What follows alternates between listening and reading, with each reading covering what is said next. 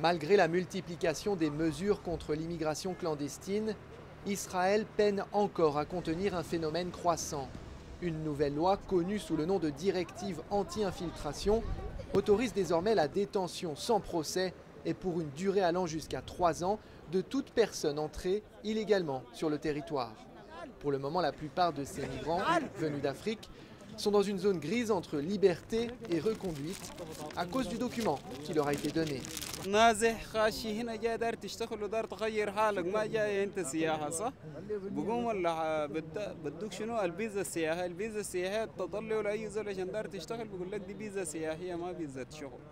Beaucoup de ces hommes viennent du Soudan ou de l'Érythrée.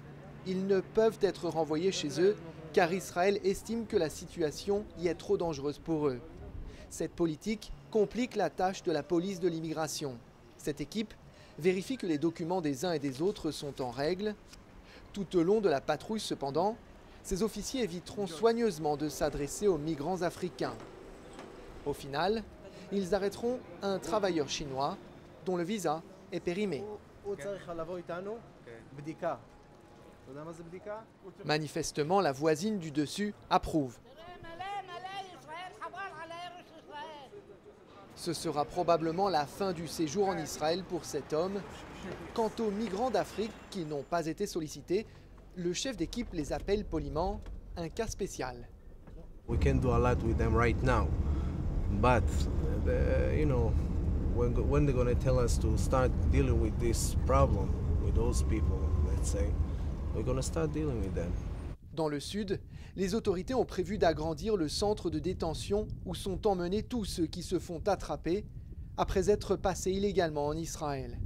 Tout proche, des bulldozers préparent le terrain, côté israélien, pour l'édification d'un nouveau mur qui couvrira 220 des 240 km que mesure la frontière avec l'Égypte. Selon le ministère de la Défense, ce projet doit permettre d'endiguer tout un tas de menaces. This new barrier in the south will defend Israel's citizens from terror, from the smuggling of weapons, the smuggling of drugs, the trafficking of women, and the illegal infiltration of illegal workers. Les ONG locales comme ASAF, une organisation d'aide aux réfugiés et aux demandeurs d'asile en Israël, accusent le gouvernement actuel d'adopter des mesures contradictoires. אין שום התפתחויות מבחינה חוקית. ממשלת ישראל כבר למעלה מ5 שנים אומרת אסור להם לעבוד, אבל בעצם מותר להם, כך שהמצב הזה הולך ומחמיר. Le ministère de l'Intérieur parle de près de 50 000 infiltrés en Israël.